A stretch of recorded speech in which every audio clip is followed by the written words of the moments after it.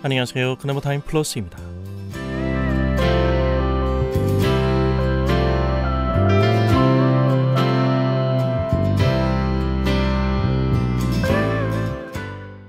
여러분, 기독교 선교 역사에 삭발 논쟁이 있었다는 걸 알고 계시나요? 삭발이라 하면 우리는 흔히 스님을 떠올리지만 오래전 기독교 수도사들도 삭발을 했습니다. 삭발을 하되 머리 모양을 어떻게 할 것인지에 대한 치열한 논쟁이 오래전 영국에서 있었습니다.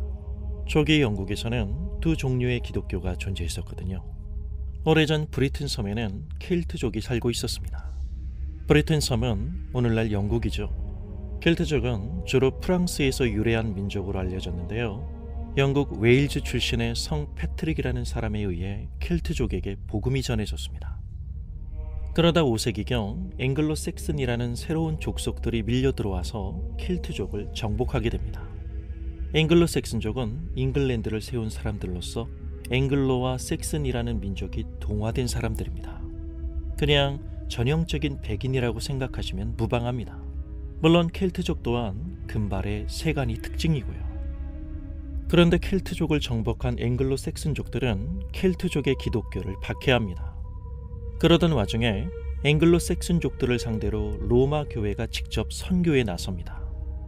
로마 교황 그레고리 1세의 명을 받은 캔터베리의 어거스틴이라는 사람의 선교로 그들은 카톨릭으로 개종합니다.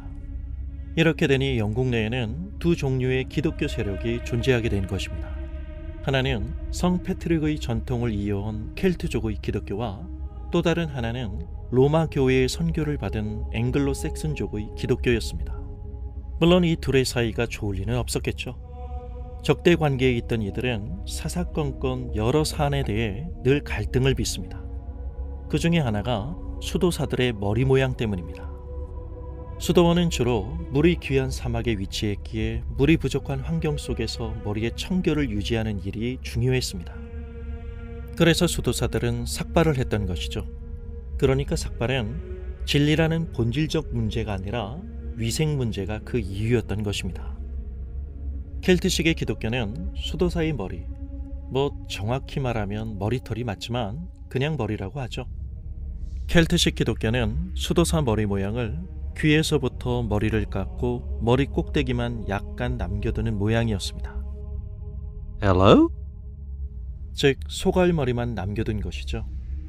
하지만 여기에 비해 로마식은 반대로 머리 꼭대기 소갈머리만 깎고 주변 머리를 왕관처럼 남겨놓는 모양이었습니다. Hello? 이러한 논쟁 속에서 최종 판단은 왕의 몫이 되었습니다. 그런데 왕은 앵글로 섹슨족이었습니다. 결론은 뻔하죠. 로마 교회의 선교를 수용한 그들은 베드로의 후예임을 자처하는 로마 교회의 정통성을 따라 로마식을 따른 모양으로 결정을 내립니다. 결국 영국 선교의 주도권을 로마 교회가 지게 됩니다. 여러분, 수도사들이 머리를 왜 깎습니까? 앞에서 말한 바와 같이 머리의 위생을 위한 겁니다. 오늘날 우리의 입장에서 보면 피식 웃음만 나올 뿐인 머리 모양과 관련된 이 논쟁 속엔 당시에는 누가 기독교 선교의 주도권을 지느냐 하는 사활이 걸린 아주 심각한 문제였습니다. 이러한 요소들이 기독교 선교 역사를 결정짓는 중요한 순간들이었다는 사실은 신앙에 있어 어떤 습관을 받아들이냐의 중요성을 다시금 생각해보게 합니다. 왜 그런 말 있잖아요.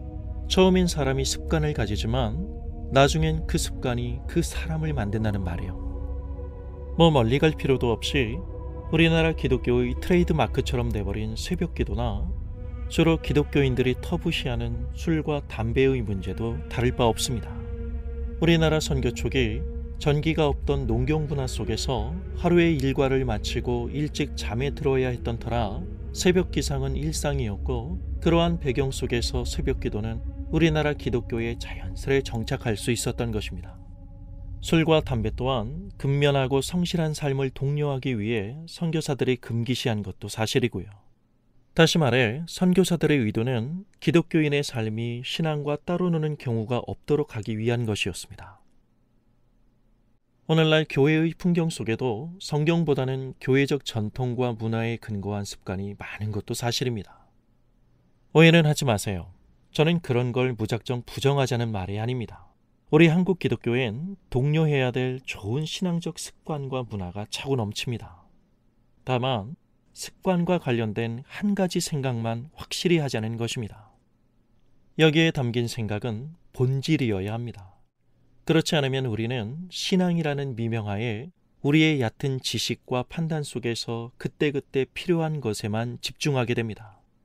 결국 이러한 습관을 가지고 성과를 기준으로 하여 기독교 신앙의 정도나 유무를 시험하려 들 것이며 결국에는 걷잡을 수 없이 본질을 잃기 시작합니다. 오늘날 우리는 어쩌면 상대적인 신앙적 습관을 신앙의 본질로 착각하고 있는 건 아닌가요? 습관이 그 문화 속에서 넉넉한 진리와의 필요한 대화를 쉽게 생략할 때 그 습관은 그 문화적 정서 속에서 절대적인 성격을 띠게 됩니다. 겉으로 드러나는 신앙적인 행태 몇 가지에 죽고 사는 정서 속에선 하고 안 하고의 문제가 한 사람의 신앙을 평가하는 기준이 되어 다른 사람들을 정죄하게 될 위험성이 다분하게 됩니다. 그런 곳에서는 입맛에 맞는 사람만 골라볼 수 있고 그 습관을 팔로우하는 사람들이 듣고 싶은 생각만 공유하게 됩니다. 교회가 그런 곳이 되어서는 안 되겠죠? 진단은 하고 설명은 하지만 그것을 본질적으로 바꾸지 못하는 데에는 본질적인 힘이 없기 때문입니다. 신앙을 평면적으로만 보는 기존의 정의 내지 인식을 바꿔야 합니다. 복음서를 읽어보세요. 예수님께서 하신 일 중에 인식 바꾸기가 얼마나 중요한 일이었는지를요. 이러한 이해는 하나님이 누구신가에 대한 이해에 기초합니다.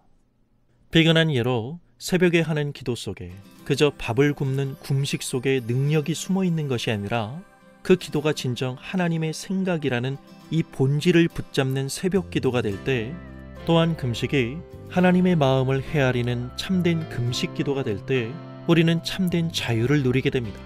소위 말하는 영적 내공이 그만큼 강해지는 것입니다.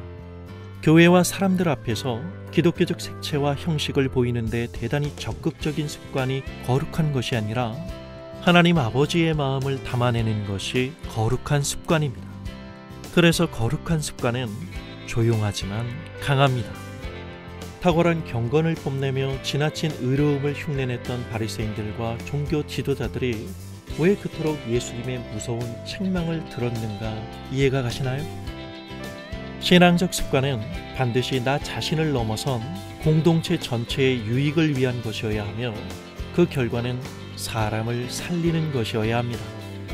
이것이 우리의 습관을 통해서 일하시고자 하는 하나님의 열심입니다. 감사합니다.